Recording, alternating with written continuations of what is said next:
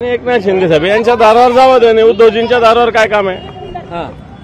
उद्धवजी काय करणार आहे? उद्धवजी थोडी राज्याचे मुख्यमंत्री आहेत. ते म्हणतात की ओबीसी आणि मराठा आरक्षण ओबीसीच्या कोट्यातून मिळावं, यावर उद्धव ठाकरेंची नेमकी काय भूमिका आहे? मला असं वाटतं सरकारची भूमिका घेईल तिला आम्ही पाठिंबा देऊ अशी आमची भूमिका आहे. सरकारची भूमिका घेईल त्याला आम्ही पाठिंबा देऊ. ते आज उद्धव ठाकरेंकडे आले, तुझ्या शरद असं थोडी वेळ घेऊन आलं पाहिजे. असं थोडी असतं ते आले उद्धव ठाकरे भेटले असं थोडी असतं काय? असं थोडी असतं. नीट आलं पाहिजे बोलायला भेटायला. त्याला काय प्रॉब्लेम?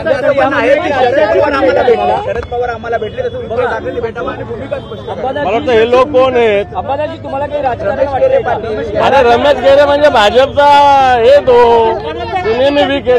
ऐकून घ्या, हे रमेश केरे पाटील भाजपचा माणूस आहे. तुम्ही मंत्रालयाजवळ पहा विखे बिखेचेच बॅनर लावत असतो तो काय? म्हणजे थेट तुमचं म्हणणं आहे की भाजपच्या हो लोकांनी इथे हो बिलकुल मुद्दाम केलं जातं. हे जे रमेश केरे ना यांचे नेहमी बघा हा विखेंच्या चेंबरला असतो, विखेचे पोस्टर लावतो, भाजपच्याच लोकांचे लावतो. तो आहे तो. तयार केला जातोय की अशा प्रकारे लोक आणले. बिलकुल असंच आहे.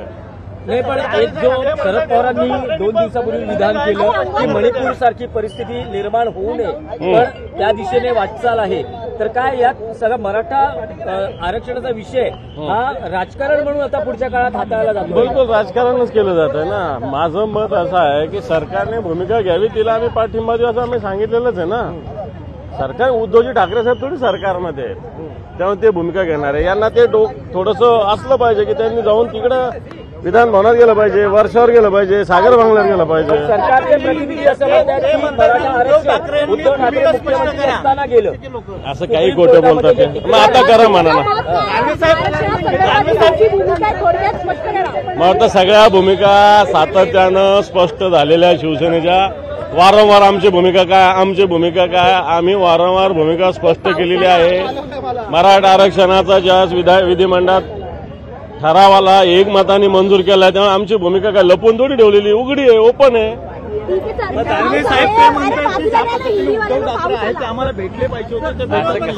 असं कसं आहे? त्यांनी काय सांगितलं पाहिजे ते आहे नाही आहे, तब्येत कशी आहे विचारलं पाहिजे ना. असं मी बोलतो ना, ते कोण आहेत त्यांच्याशी बोलू का?